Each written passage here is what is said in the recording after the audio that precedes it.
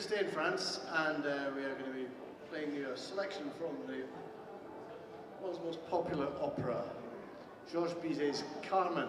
We'll start with the overture, and then we have Carmen's Habanera. Habanera is a dance that originated in Cuba, funnily enough.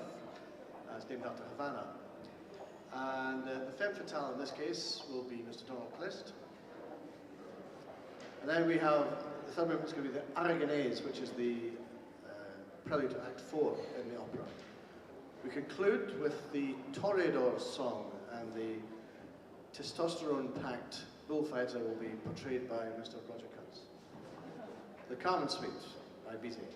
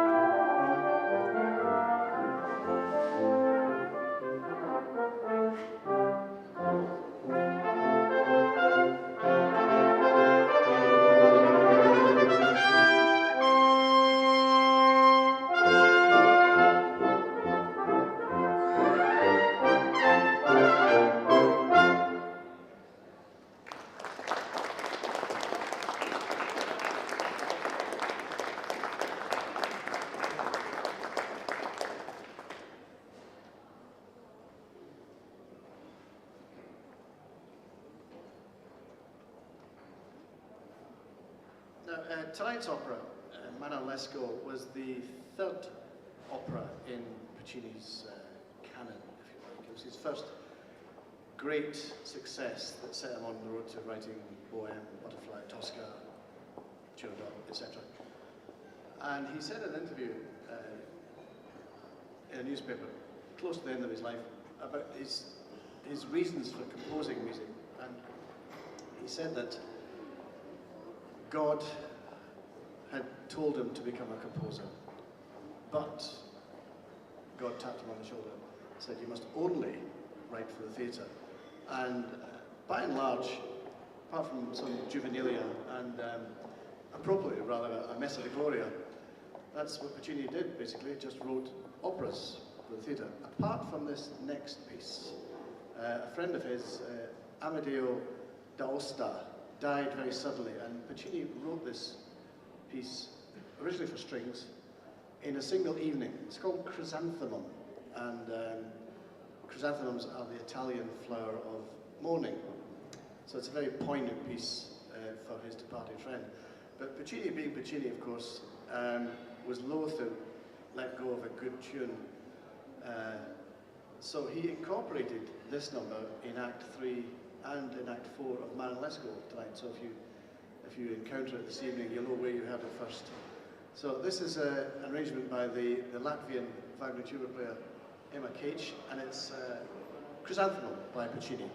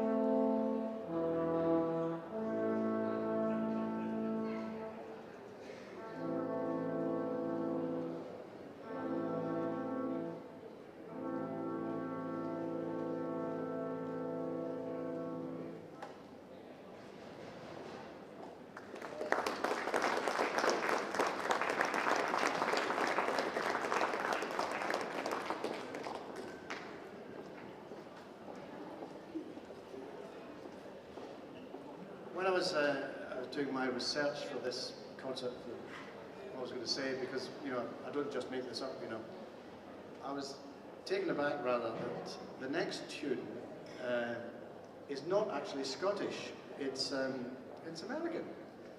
And part of the reason I think it's Scottish is that you can actually play it on the bagpipes, so it's kind of qualifies for one of our folk tunes.